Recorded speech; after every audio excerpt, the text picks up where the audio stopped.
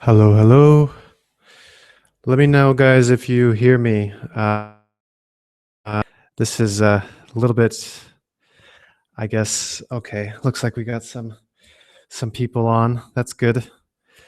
Okay, yeah, I've never done this before, so I'm a little bit nervous. I'm not exactly sure how this works, but hopefully we can get through these technical issues and um, yeah, I can figure out how to share my screen. I don't know how to do this actually.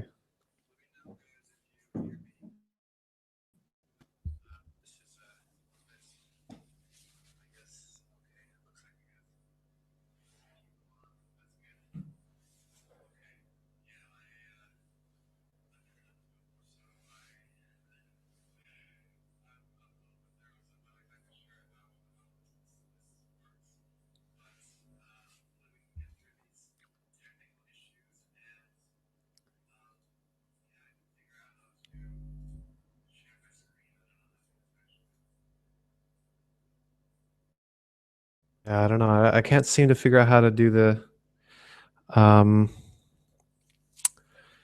hmm can't figure out how to do the presentation, the full presentation.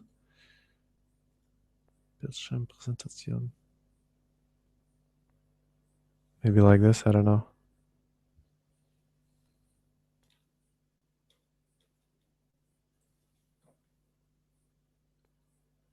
Hmm.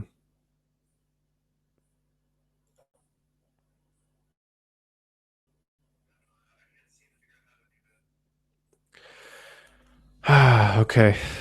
Hmm. Maybe we'll just do it like this. Um and no screen, no, I guess, screen sharing. That seems to be a little bit complicated. Um So yeah, guys. Sorry for starting a little bit later. This is a technological related thing, and I'm still trying to figure this out. I thought it'd be really easy actually, but I guess not. It's kind of complicated. I think. Oh, maybe.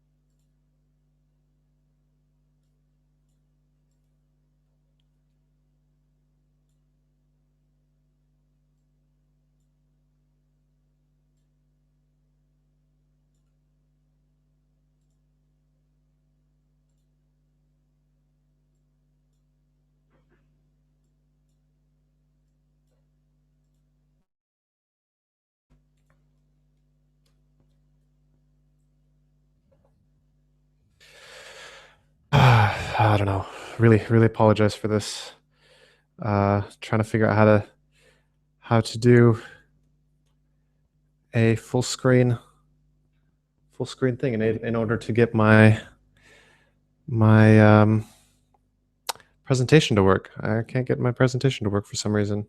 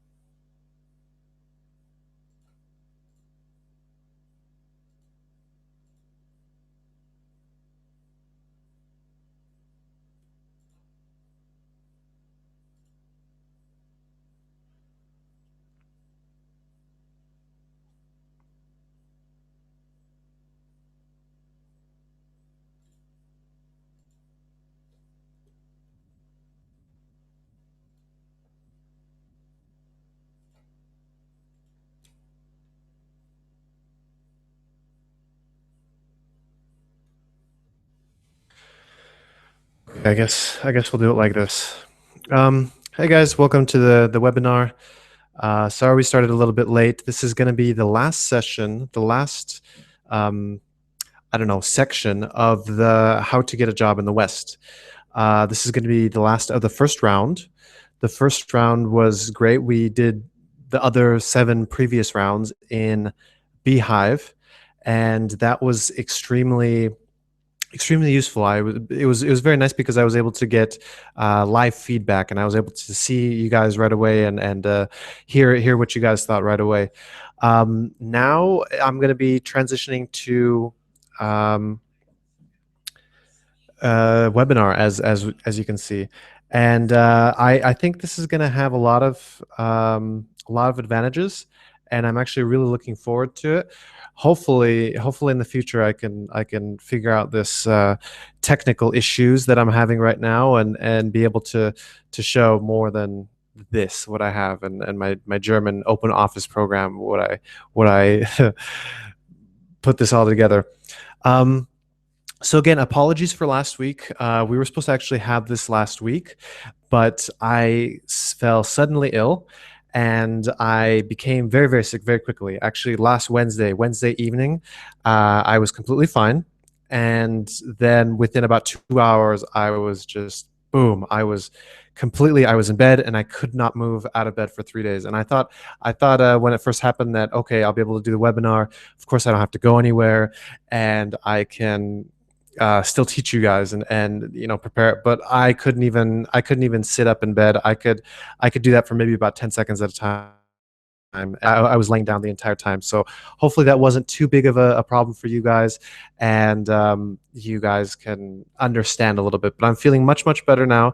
And actually, I went to the hospital also to find out exactly what it was, but that was kind of useless. They didn't find what it was. They just said it was a virus infection. So um, I can't be able to tell you guys like, oh, it was dengue fever or something like this. So that's kind of unfortunate. Maybe I would have these battle scars of what I could do or what I had. So yeah, welcome to the webinar. As I was saying before, this is the last session. This is going to be an online version. We're going to be talking about many different things, but I think it has many advantages. And I've been really wanting to try this webinar platform from webinar instead of doing it from workshop kind of stuff where we were at Beehive before. Those of you that attended before, maybe the seven previous lessons in this series of how to get a job in the West. We did this in a workshop series, but there was a few disadvantages. Namely, I pretty much lived 2 hours away from where it was held, so it was quite inconvenient for me to be able to come in all the time, and it really was way too difficult and way too far. And I think that the webinar might have a lot of advantages. Not only we don't have to fight with traffic, other people don't have to fight with traffic or rain or whatever the problem of the day might be. I think it's also going to be good because it's more multimedia friendly, and I can play videos, show slides, and show my face, and maybe I can show some things once in a while, and you guys can have a little bit more of a richer experience with what is possible. Um, Here I'll do trying to show off my face, but that seems to be a little bit of an issue.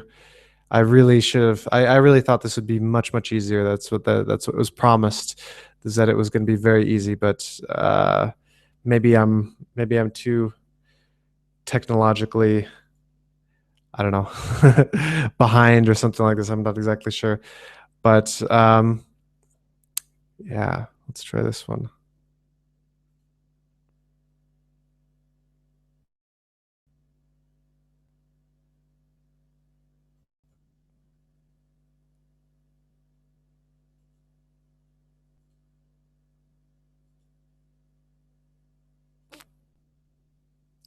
Okay, maybe you guys can see me now. Okay, yeah. So as you can see, I'm more comfortable now in my home, and don't have to be running through traffic in order to make sure that this happens. And I hope that in the future that I can also make this a better quality thing. And as I said, I'm just learning right now, so I think it'll be much more polished in the future. I hope it will be, anyways. So so yeah, here I'm going to go back to the screen. Um, Yeah, and I hope to show videos, basically videos that I either find or that I create, and I hope to be able to teach you better with this also. Finally, this can be viewed at your convenience. You can watch it on your tablet, your phone, anywhere. You can be anywhere, doing anything, and you can have, I guess, this running in the background also, and be learning at the same time. And finally, a replay is available for those that cannot attend, and this is going to be available through the replay page as well. So yes, welcome to the last session. You survived, hopefully, and many of you were not able to come to all of the sessions. A good amount of you came to most of the sessions. That was very nice, and I think it was quite entertaining and informative for you guys as well. So we talked about everything on how to basically get a job in the West. And instead of fighting with others to get this job in the West, I taught and I showed that it's much better to have those jobs come to you. And by having those jobs come to you, you don't have to be out there and sending out resumes or CVs to hundreds or thousands of other people. This comes to you, and then the resume becomes a formality. It becomes just a nice thing to have. So actually today we're going to be we're going to be finishing this up, and we're actually going to be talking about what to do when you actually get that job. And so this is the preparation for getting a job in the West, and you're about to move to the West actually. So this is what today's topic is going to be. And so basically I'm going to be talking about a few tips and few things that need to be done in order to um, make sure that you don't have too much culture shock and that you transition into your life in the West as smoothly as possible. There's a good way to do it and there's a bad way to do it. So if you do it the bad way, you could end up depressed, gaining weight, unhealthy, hating where you are, and maybe even potentially fired from the job that you worked so hard to get. But if you do it well, you could actually be doing it. You could be in the happiest place that you've ever been in your life.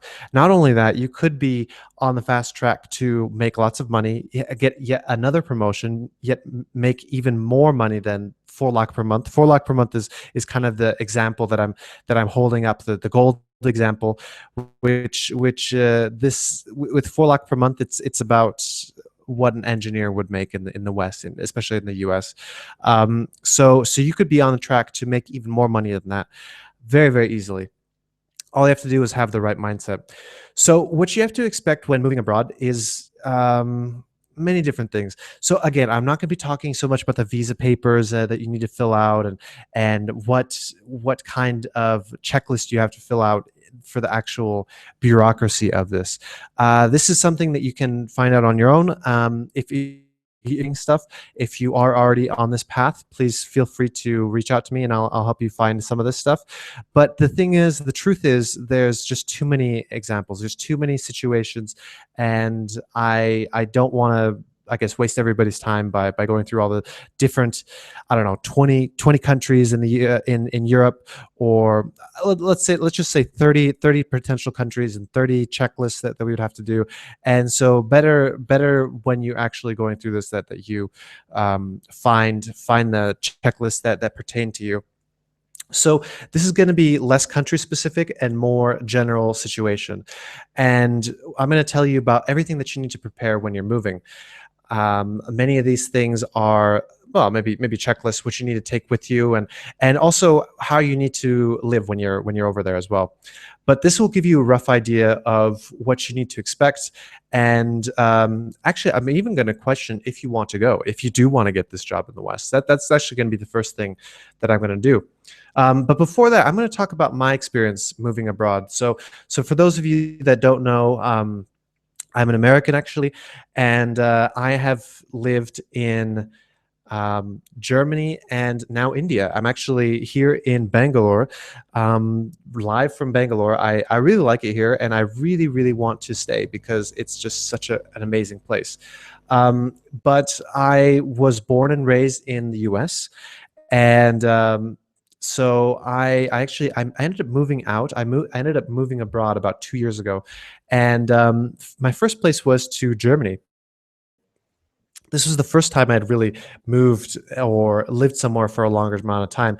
I think about 3 months was the longest that I'd lived somewhere before that, and then when I moved to Germany to do my master's, that was for about 18 months. So yeah, it was a kind of a shock. I mean, it wasn't so different. Of course, they're both Western countries and they're very, very similar, but it was different nonetheless. The biggest thing I would say is accommodation is extremely difficult to secure. Now, accommodation in Germany, I really, really had a problem with it. I lied. I did live in Berlin for 2 months for an internship, 2 years prior to that, or 1 year prior to that, and so had already had experience with this, and especially the accommodation, finding the accommodation, because it's very, very difficult to find accommodation there because they have fewer flats than they have people. They actually it takes a very, very long time to find one, and when you do find one, you have to almost audition for it because they have many times 10, 15 people coming to look at a place, and maybe they all come in one day, and so you literally have 20 minutes at a time to basically make a good impression and see if somebody's going to live there, because it's very hard to kick somebody out. So that was the first thing. Also, I found that doing any kind of online shopping was almost impossible, and it took me many, many months to find and realize or see what I was able to um, finally figure out how to order something online, and it was actually kind of complicated, and it remains so. And yeah, generally, I also had to learn how to deal with leaving my old friends and making friends with new people, my new work, new colleagues, and also I didn't mention the time change in order to speak to my family and friends. This, of course, I'm a big believer, and I very much want to keep good relationships with my family.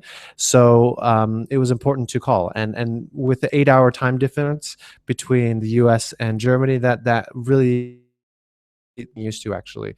Um, but yeah, now moving to India, it's been an additional frustrating experience, additional interesting experience, and I really think it's quite important. I think if I didn't have this experience in Germany, that I would have a much harder time now. So basically, what is going on in uh, in in India, it took a really, really long time to get a SIM card. The bureaucracy here has been very, very frustrating, and it took over a month to get my SIM card for my phone, which is something in Germany. It's an afterthought at the grocery store. You go to the grocery store and you're like, oh, okay, yeah, I'll get a SIM card, and you get it. But here it was very, very difficult, and everything took some sort of bureaucracy, and the offices are only open a few hours a day, and finally the food was different, and it's maybe the food that I liked is not the same here. It's not possible to get it, or if it is, then it's really expensive. Talking with the family back at home was even more difficult because now instead of an 8 hour difference, you have a 12-hour difference, and so this is much difference, much bigger difference, and it really it made things a lot more difficult. And actually, I definitely see this with being able to speak to my family back at home. So, are you sure you want to go abroad? That's the question I'm basically um, stating right now, because it is a big thing, and it does sound like a great thing. Oh, I want to go abroad, and I want to get a job abroad because there's a lot of opportunity there. There's a lot of chance to make a lot of money, but you have to be sure that you're ready for it also, because if you're not, I mean, I'm just going to talk about some of the things. You could end up being depressed, as I mentioned. You could end up being depressed, and your health could be going downhill as well. Potentially gaining a lot of weight as well. You could lose your friends and family if you're not careful. If you don't do it the right way, you could. It might be very difficult to get them back.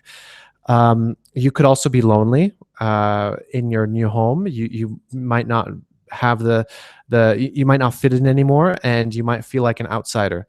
You might feel a little bit unsure of where you are, why you've made this decision.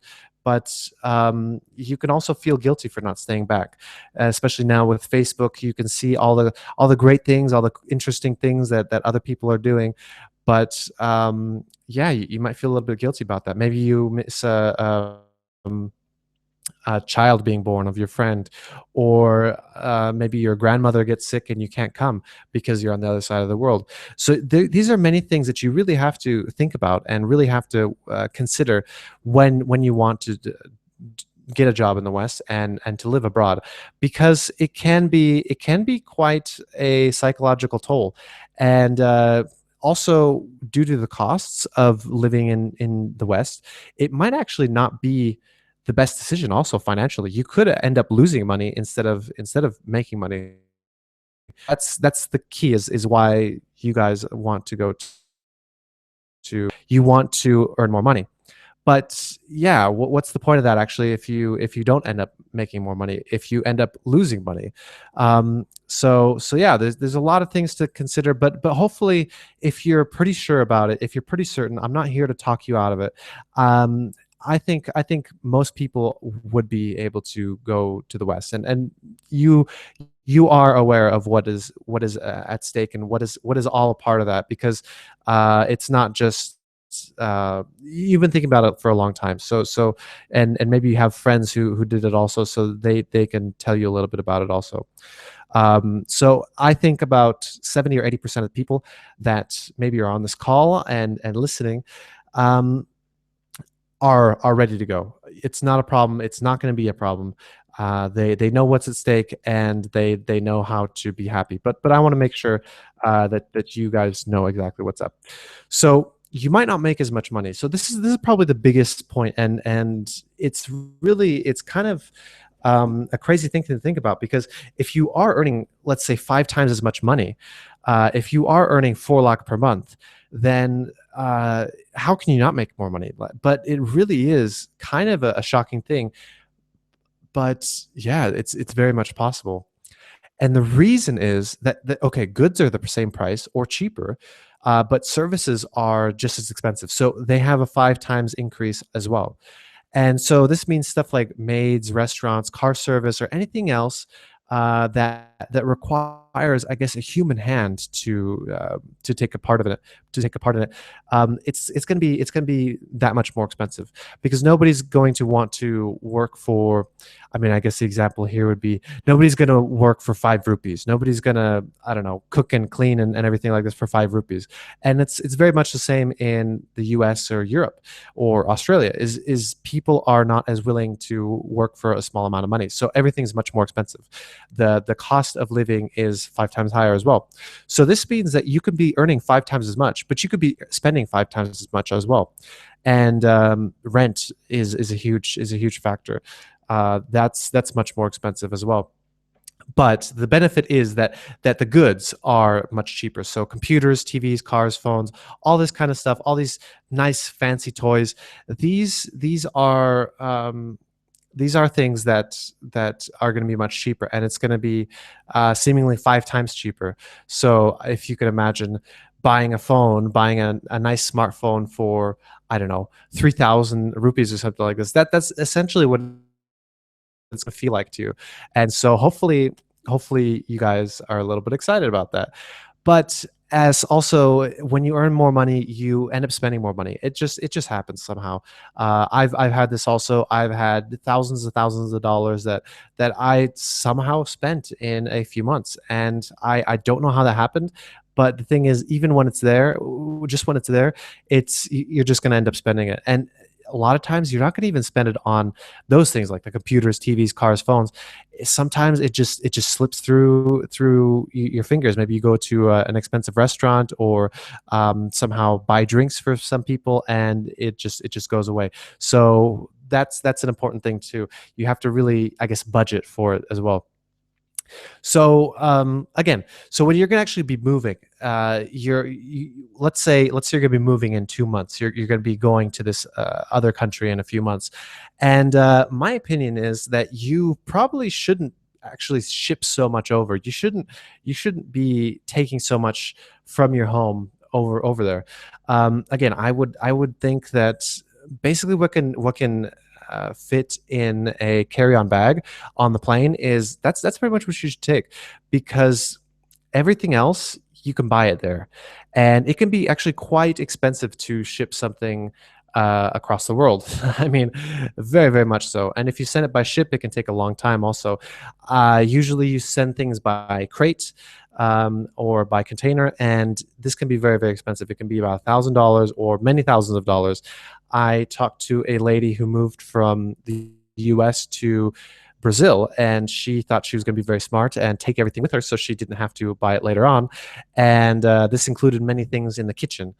Except now, after 2 years in Brazil, she has not touched anything that she sent over. So it can end up being a very expensive thing, and it could be a much more sensible and practical thing actually to sell all your stuff before you leave, and then buy the things as you come over later. And you then don't have to worry about power converters and power conversions and all these plugs and switches and all this kind of stuff. That can really be it could really be kind of a hassle, and it can actually shorten the life of your appliances, or whatever it is you are bringing, the electronics, if you are bringing electronics. Of course, sofas or couches or anything like this is just doesn't make sense. It's just going to be easier and cheaper to buy it in the location that you're going to be going. Um, so this is my recommendation. Just it was a little bit out of order, but anyways, so back to the money issue. Also back to the traveling. You can actually save money by doing that, because if you do move somewhere later, then you don't have to deal with moving even more stuff. But anyways, here is a kind of rough estimate. So consumer prices in the US are 208% higher than in India. Consumer prices, including rent, are 260% higher in India than in India. Rent prices are 506% higher. Restaurant prices 347%, groceries 200%. And so local purchasing power in the US is 60% higher than in India. Um, Actually, I'm not exactly sure what that means, but what I've noticed is that, yeah, about 6 times more money, or if you'd be in the US and you'd be earning there, you would for $1 you'd get about 6 times less than what you would over here, which means that you're going to have to earn 6 times more in order to have more or less the same standard of living. And again, this is because consumer prices are so high. Maybe you want to get a massage or something like that. This is going to be much, much more expensive over there. Rent is much, much higher. You have to watch out for that. And restaurants and groceries, that's also more expensive over there. So these are many ways that it's possible to not earn as much money while being in the West. Here's kind of a chart of how so on the left column is the prices in India, and on the right is the prices in the US. And so yeah, an apartment anywhere from 9 to 20,000 rupees here in India, and that can go to 60 or 115,000. So again, 6 times higher, I would say, is the rent in the US, whether you want to be inside the city center or buy something. Also, that's very important. But also, according to this, the cost, or the monthly salary is much higher as well. So, that's a very nice thing. Um, so yeah. Um, Yeah. So when you do make much more money, the tendency is to here I'll go back. The tendency is to spend what you have, and like I said, this is just something. It's human nature, and many times you don't even realize that it's happening. You can just end up spending more money, and yeah, it just flew out of nowhere. And unless you do heavy budgeting, strict budgeting, then you can really have this problem. So my recommendation is to basically save as much money as you can get. You I guess the first few months you kind of come there and you figure out exactly how much money you're spending and exactly how much money you need in order to live and in order to live well. And basically keep that amount of money and put that aside every month, because if you do have an income, then it should be pretty predictable. But so you should put that aside, and then of course you're going to be getting raises, and you're hopefully going to have some money left over. This is money probably you're going to have to send back home also, to pay off some debts or basically help to support your family as well. This is very important, and maybe they're going to be doing some investment for you as well. But I would also say that you should do some investment. This is very important because otherwise you're just going to end up spending the money and you're going to have nothing to show for it. So a good way to think about this is the rule of 72. And so if you have some money in an investment, and it can even be a few $100s per month, you just set aside this money. And the best ways to do it are actually to hide it before you I guess have it touch your bank account. So as you get your paycheck, it actually gets automatically diverted. Part of it automatically gets diverted into a savings or an investment fund. And with this, you can use the rule of 72. So you divide your yearly interest by 72, and that's how long before your investment doubles. So if you earn 10% per year, which is a very healthy interest return, it will take about 7 years to double your investment. And at 6%, which is also quite good, it will take about 12 years to double your investment. So it's pretty exciting stuff because you can make a lot of money. And so if you are making 4 lakhs per month, then you can actually make much more because you could be earning money with interest as well. So this could mean in 20 years you actually have maybe $1 million, something like this. And so it can be very very surprising how quickly. Again, 10% yearly interest is not so crazy, I would say. I think that it's very very doable. And again, you could double that money in about 7 years. And the best way I think to do this is to do real estate investment trusts. So again, I'm not sure if this is possible the in Germany or in Europe, something like this. This is a U.S. based kind of investment strategy, but it basically is a fund, a pool of money that people use to buy houses. And when they buy this house, they rent it out and they earn rental income. And actually, with this, you could get about 10% yearly income. So this is kind of a quick tip for where you should invest your money. Um, so yeah. Also, I would say stay away from managed mutual funds. These are very, very bad deals. And when you are making a lot of money in the US or in Europe, then it is very tempting, and many people will want you to put money into this, but it's only because they want to get rich. It's very, very expensive, and they actually take a huge amount of fees every year for this. And on top of that, what they do, they promise you that they're going to do better than the market, that they're going to do better than the stock market. But actually, I read a statistic that 94% do worse than the stock market. So you only have like a 6% chance of actually doing better than the stock market. And if you like those odds, maybe you should gamble a little bit more, because that's the wise thing to do. That's actually a more wise thing to do, is to play poker or to play blackjack than to bet that 6% um, is going to do better than something called an index fund. So an index fund is probably the best place to invest money if you want to invest into the stock market, because it basically follows the top 500 companies, and whatever those 500 companies do, that's what your stock's going to do. It's very, very cheap. They don't take a percentage every year. So again, going back, if you do the rule of 72, generally, yeah, about 4 or 6% yearly is what you should expect to earn for the stock market. But then with the money management, for example, if they did if you were convinced to do a mutual fund, then they can actually end up taking like 3% per year. So again, that's more or less. I mean, okay, so let's say it's 4%. That's the difference between doubling your money in 7 years or doubling your money in 12 years. And what that actually means is that it's going to go down to 3%, which means then it's going to take even longer. It's going to take 20 years to double your money instead of 12. So it can be a really huge cost if you get something that's expensive, something like a mutual fund. So stay away from that. That's a really bad idea. Index funds are good because they are very cheap and the costs are very low. So and then they are the market. So they're going to follow the market. They're not going to beat it. They're going to be very close. Also, real estate is generally a good investment in the US because the income is high and it's favored by the tax code. And so there's many tricks.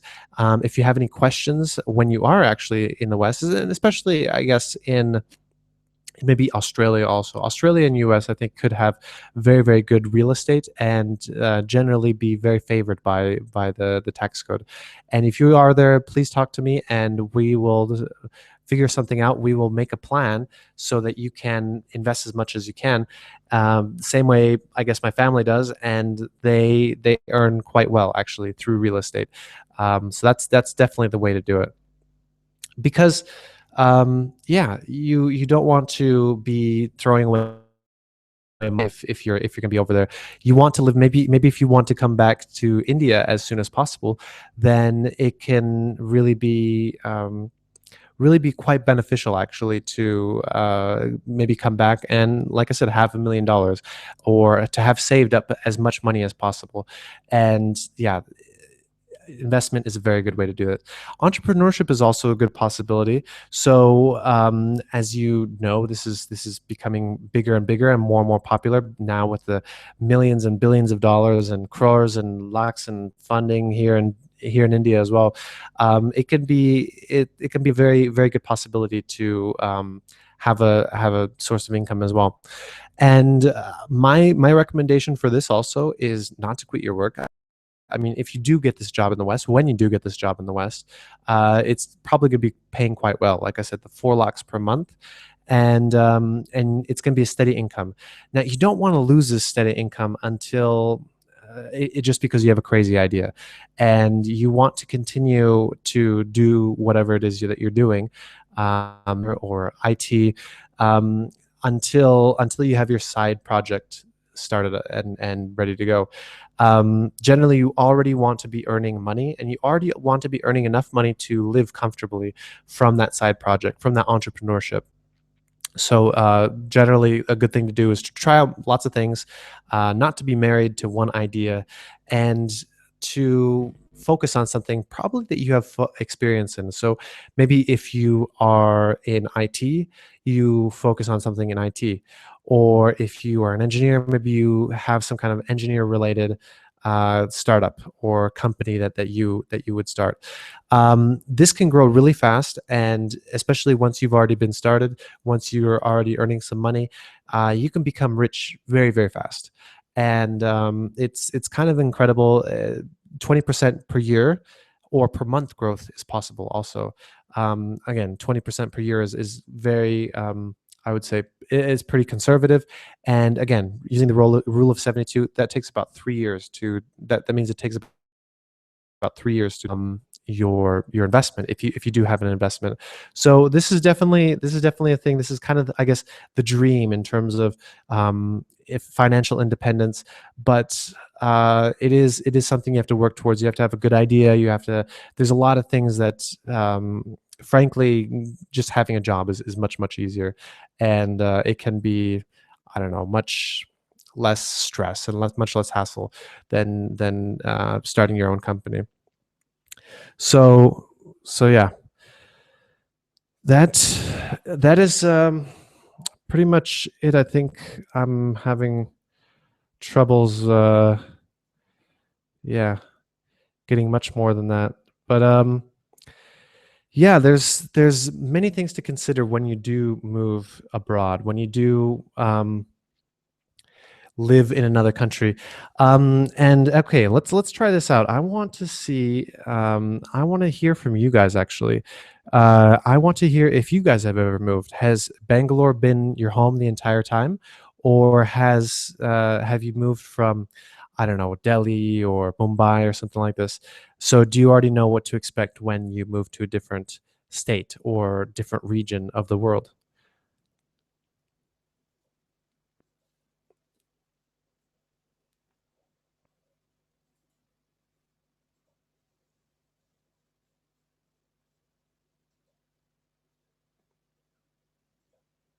Okay. Trying to get some stuff, trying to get some feedback.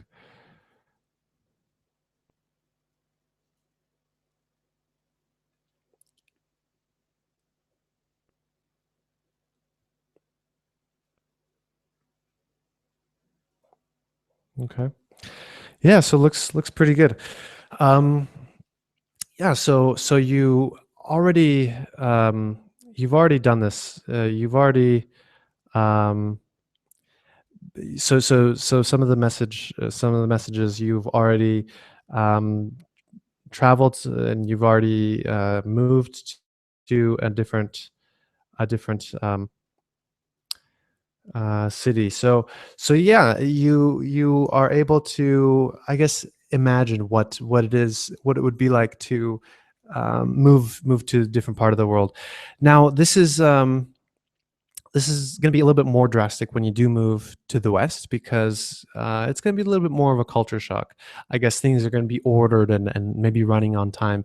So it's definitely going to be interesting. It's definitely going to be different. Um, so, uh, wait one second.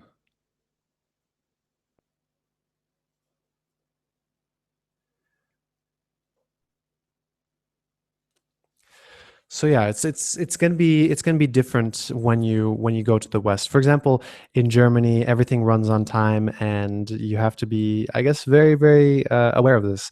And you can't talk your way into things. You can't talk your way out of things. It's just going to be um, it's going to be yeah, much different, I would say. So yeah, basically, that's pretty much it. When you move to a different country, the biggest thing I would say when you do go to another country is that you are able to integrate yourself into the social life as quickly as possible. Now, this is something that I personally haven't followed here in India, and I blame living very far away from everything for this. But generally, if I were to move somewhere else again, then I would try to be as close as possible to all the things that are going on, and to get myself as close as possible to those things. So in a previous workshop, we talked about how you should be part of actually five different types of groups. So you're part of the group, you're part of the social group, which is your work, your work and your neighbors, the people that you just generally, anyways, you're going to be meeting with them almost every day, and yeah, in this way you see them every day, you have things to talk about, it's very easy. Another thing that you should do, another group of people, is the physical group, the people who you maybe exercise with, or maybe you have some sort of physical activity with them, maybe you play cricket. And so this is another great way to meet people and to become friends with people. Again, this is quite interesting, and if you're going to be um, in different places. Uh, you could also do, as many of you found this, is to do meetups. So a great way to find these physical activities, physical groups, is through meetup. And Also, you can find the other group, which is the creative or mental stimulation group. And this group of people, this is potentially you meet up and you um, do some kind of, I don't know, physical or mental stimulation. So I personally really like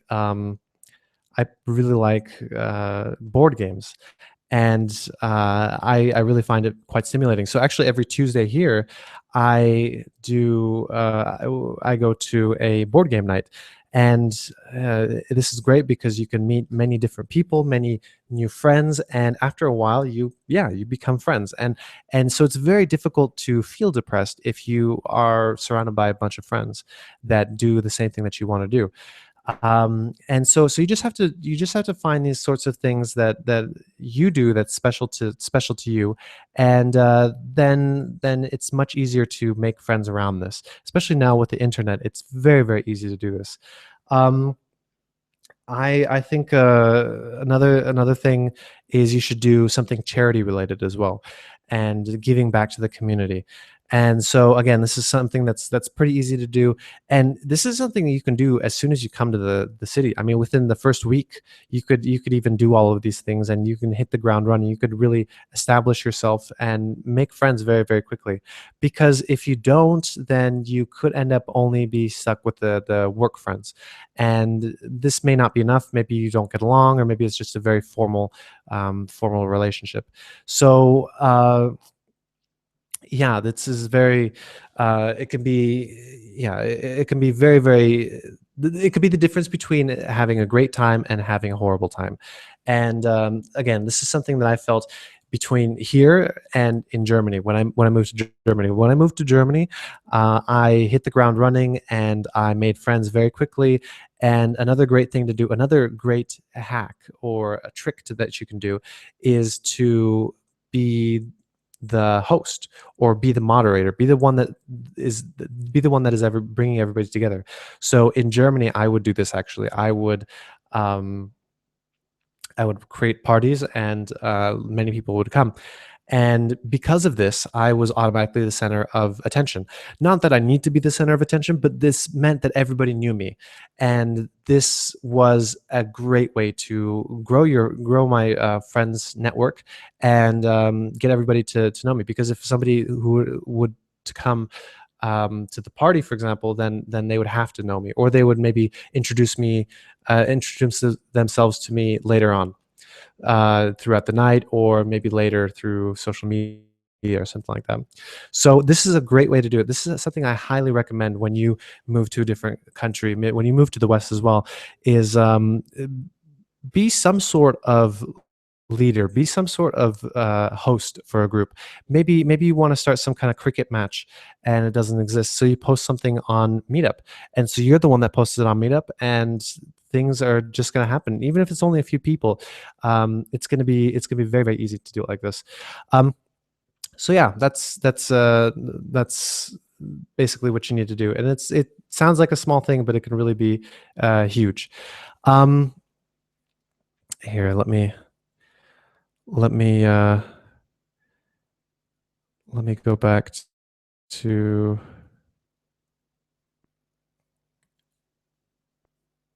oops. Uh,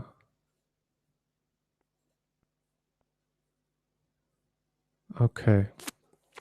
Okay. So, Pankaj, thank you for writing in. That was great. And he has a question, actually, how to cope with the weather conditions.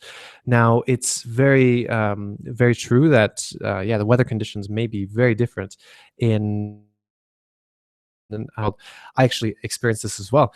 I was in Thailand before I ended up moving to Germany, and yeah, it was really, really warm in Thailand. Same way here in Bangalore, it's very comfortable. And I was moving to Germany, but the thing is, I didn't realize was that actually Germany was much, much colder. And I realized it. I knew that that was the fact. I knew that that was the rule, but also I didn't realize how much colder it was. And this was about October. And it was funny because in Thailand, up to that point, I had actually been buying shorts and I had been buying clothes because I was in Thailand and I figured that would be the best place to buy the clothes. But yeah, so actually, when I came to Germany, I didn't have any clothes. I had t-shirts and shorts. That's all I had, and it was let's just say it was not warm enough to um, be wearing t-shirts and clothes. And actually, when I came, I think there was a little bit of frost. There was a little bit of ice on the ground, and so oh no, what's going on? Um,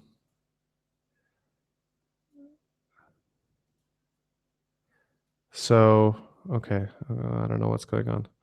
Anyways, so it was pretty much a shock, and I was actually walking around for the first few days without any type of warm clothes, and I had to go buy that right away. So you don't have to worry about it so much, I would say, because I was able to eventually find clothes and eventually be warm. But that's what I would say is the biggest difficulty is with the weather. It can be very cold, and there can be something that happens in the winter. It's called snowing, and maybe many of you Indians haven't seen this already, but it's pretty amazing. I guess it's special and fun and great the first day, but then after the first day, it gets a little bit old, and it can be kind of a nuisance actually. Um, but I would say that you probably shouldn't have to worry about it too much. You shouldn't worry about the weather conditions too much because generally the the people, the local shops and everything like this, they're going to have the clothes that you need. They, for example, you're not going to be in Norway and they just don't have coats or anything like this. They only have sandals. They have the local clothes that you need there. For example, here you're not going to get many thick clothes, thick coats or anything like this because it just doesn't make sense. So that's going to be the same over there. So again, it could be very similar to moving, and it could be similar to actually like moving with furniture. I wouldn't personally worry about it too much. I would just get the clothes as you're going to be coming. So again, if you're going to be moving in the middle of winter, if you're going to be moving in, so I guess this would mean for Europe and North America, if you're going to be moving in about between about October and February or October and March, be a problem. You might need some clothes right away. You might need to get something here, which could be an issue. Maybe buy it online, or I'm not exactly sure. But if you are going to be coming maybe in the summer or in the fall, where it is a little bit, I guess, more even, where it's not like you come in the middle of the winter, then you will have time to buy clothes over there, or maybe yeah, maybe somebody's going to donate some clothes or something like this. That's another opportunity. That's another option as well, is to buy clothes. Or if you're going to be going somewhere, that the person that um, maybe he's going to be picking you up from the airport, or is going to be somehow your guide through this moving to the west. Maybe they can have maybe they can have some extra clothes for you, and you can wear it for the day or two that you are tracking down your own clothes. Because yeah, it can be kind of a shock. And if I had moved to Germany in the winter, and if it was snowing and I only brought my shorts and my t-shirt, then I probably could have been much more miserable, and I probably could have caught a cold. Um, so yeah, that can be an issue as well. Yeah, that's pretty much it. I wouldn't worry about it too much. It's kind of it can be a smaller thing. Let me know if you have any more specific questions about this, or if I didn't answer it, or if I did answer it. But I would say that again, you're going to be adjusting to many things, and it's difficult to, I guess, imagine how things are going to be from over here. It's much better to actually come there, maybe look like an idiot for a few days, and then eventually figure out what you need and figure out what is going on, and maybe the local clothes that you need to get, and the thickness, the actual the correct, if it's for winter or for summer or something like this, because yeah, maybe later it can be much, it's just going to be easier like this. Also, it can be also much cheaper, because here, for example, if you were to buy a winter coat, it might be very expensive, but actually in Germany, I ended up buying a winter coat, very thick, warm, very nice one. I actually bought it secondhand, but I bought it for 10 euros, I think, and I don't think you can get it for that price over here as well. You might be able to get, yeah, about 10, 15, 20 euros, a very good winter jacket. And because they're selling so many, because because it's normal over there, then the prices are going to be lower. It's not like over here where they sell one, and this one is supposed to pay for everything that they have. So that's that's uh, that's something that I would recommend as well. So yeah. So yeah, thank you, Pankaj. Hopefully that was good. That really can be a question. Actually, I guess with the weather conditions too, if you are going to be driving, this can be an issue as well. My recommendation, if you're going to be driving, is don't try not to drive if you can. This is somebody who has driven. This is coming from somebody who has driven for many years, also.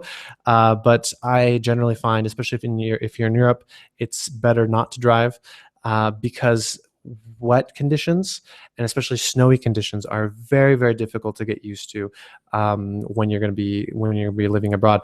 So even me, like I was raised in Salt Lake City, so there's a lot of snow. There's a lot of snow there, and so I'm used to driving in the snow. But many people, it really can be a shocking experience, and so I would definitely avoid the snow, and also be careful when you're walking around in the snow, in snowy conditions. Snow is slippery. There can be ice. There can be something called black ice, and this is something you don't see, black ice actually, and you can end up slipping on it, and it just looks like the normal ground.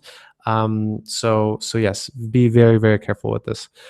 Um, so hopefully you were able to learn a little bit something of what to do when you actually come to the US, or when you actually come to in the West. When you come to a city, and again, to kind of restate, it's very important to um, make good friends, not move too much, not take too much with you. Again, your whatever I guess you can take on the plane is probably going to be more than enough. Your TV, or big screen TV, is probably not important. You can buy that over there. Maybe just a computer and tablet and small electronics and a few clothes here and there. Everything else you can buy there. And so yeah, that's basically it. That's the recommendation, is not to take too much stuff. Better to take less and just to buy it there, and you will make sure to buy the things that you actually need.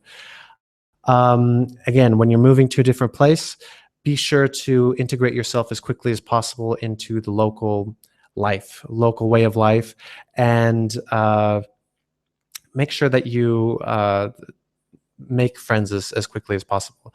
This is very important, because otherwise you're going to feel alone, and you're going to feel lonely, and you're not going to enjoy the city as much as you might otherwise. And it's amazing how small of a difference that is. How small it can be between loving a place and hating a place. It can literally be the difference between having 5 friends and 5 extra good friends that maybe you do many things with. So yeah, that's basically the talk. Let me know what you think. Let me know if how the technical aspects of it, how the video was going through, if you saw the screen share, or if you see the video, maybe how the audio sounds as well.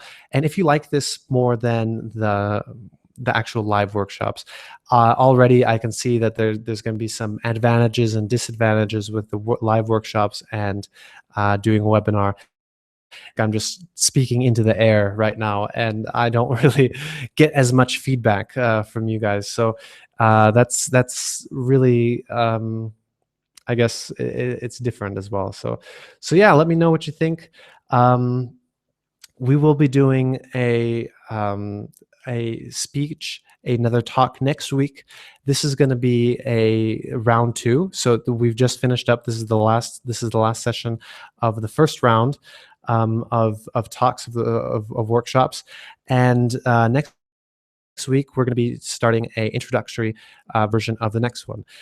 And this next one is going to be webinar based, just like this one. Hopefully I'll have figured it out a little bit more. I'm going to be playing with it a little bit more, and the technology is going to be a little bit better. I also hope to improve the video. I think by then the video is going to be much better, and you can see me a little bit better. I'm going to have a little bit more presentation, and so what I'm really looking forward to this, why I'm looking forward to this, is because I hope that it can give many advantages to the workshop environment. And I'm going to be able to have many guests. I'm going to have I already have a few guests lined up, and it's people from venture capitalists to best-selling authors to people that have been working in the West and how they got their jobs uh, for many years now. And so you can actually not hear only from me, but you can also hear from the other guests. And sometimes they could be a live webinar also, or it could be I could just play a video, the recording of the conversation that we had, and in this way you can learn something as well. I'm really looking forward to this. I hope that it can be very a dynamic thing, and yeah, I'm really I hope you guys are going to enjoy it, and that you are able to learn a little bit more. This next one, I'm kind of going to introduce everything and show you what's possible and what I have already arranged for you guys. But I hope that in the yeah, it's going to be a work in progress, and I'm going to be taking your feedback as well, and I'm going to be constantly improving it. So hopefully it's going to be good for you guys. You guys enjoy it, and yeah, I'm going to be using this as a, yeah, it's going to be a learning experience. Um, Same way it is now. It's very interesting. So yeah, it should be a really good start of the session next time. Really looking forward to it. I think it's going to be very, very good. I think it's going to be absolutely incredible, and the people that I'm going to get on are just mind blowing. And so it's going to pay to listen to this stuff, because it really is going to be worth it to get the right leads and the right people into your life in order to get this job in the West. So yeah, hopefully you guys enjoyed this. Hopefully, I mean, it's a little bit shorter. I usually do a question and answer session. Let me know let me know if you have any questions or anything like this. I'm probably going to stick around for another 15 minutes, and I can answer some questions. Basically, if you have any questions. Um, and yeah, so you guys are writing in that the audio quality is good, the video quality is good, and Pankaj, again, you saying that you want to be able to talk to us directly. I also want this, but the problem is with more people, more attendees, this could be a problem. Right now, it's still possible, I would say. Actually, maybe I could even turn this on. Um, I think, well, maybe next time might be possible, but I think I might have turned this off actually to be able to talk to you guys, or to hear from you guys, more importantly, because I do want to hear from you guys, and now is not so many people on. Could be It could be very possible to be able to actually hear what you have to say, but I could imagine with 30, 40 people on the talk, it could be quite quite a chaotic if everybody wanted to talk. So yeah, Felix also is saying that it's a great way to save time and that the audio and video are good quality. Trust me though, I do want to make the video even better quality. I'm seeing how it is and I know what it could be like. So I'm going to try to increase that later on as well. Um, so yeah, hopefully you guys enjoyed this. Yeah, again, I'm really excited about this version 2.0 of How to Get a Job in the West. I think it's gonna be absolutely amazing. I think you guys are gonna be shocked with maybe some of the people that I get, because that's something that I'm very good at actually. I can really find amazing people, find very like world-renowned famous people, and ask them and usually get them to talk with me for quite a long time. As I mentioned previously, I run a podcast, and this is a internet radio program, which is why I have this microphone actually. And I am able to talk to many famous people. Actually, yesterday I just talked to somebody who um, is a speaker for his career, and it's quite amazing. He makes a good amount of money doing this, and he's quite famous also. It's quite amazing actually. And so yeah, that's it's kind of it's an interesting thing. And I've had over 100 episodes now on the podcast, and I've interviewed, I would say, at least 80 people. And through these 80 people, I mean, again, it's a lot of work for me, but what this could mean also is that later is that I can edit this down, I can find the most important parts and then play them back to you, which means that you can save a lot of time. I mean, again, if I spend many hours putting this all together and learning and finding out exactly what's necessary, that's fine. But it should be as quick as possible for you guys. I want to teach you as quick as possible, and I want you guys to learn as quick as possible in order to use this information as quick as possible to get the job in the West as soon as possible. Because if I can save you a few months, then this is potentially a 4 extra lakh per month that you're going to be earning. So again, this can be huge, and I'm really looking forward to it. So hopefully. It doesn't look like there's any more questions. Let me know if there are any more questions. Maybe we can somehow transition to a spoken version. But yeah, let me know. Let me know if there's anything more, and if especially if there's anything you want to learn about what's going to be going on next week and the introductory version of the version 2.0. So yeah. Other than that, I think I'm going to sign off, and yeah, hopefully you guys enjoyed this. Hopefully there weren't too many people that were stuck out and that they were able to also take part in this. Um, yeah, so it was a pleasure, guys. Hopefully you learned a little bit, and I'm going to be signing off now in order to play around with this a little bit more and try to learn a little bit more about it. So hope you enjoyed it. See ya.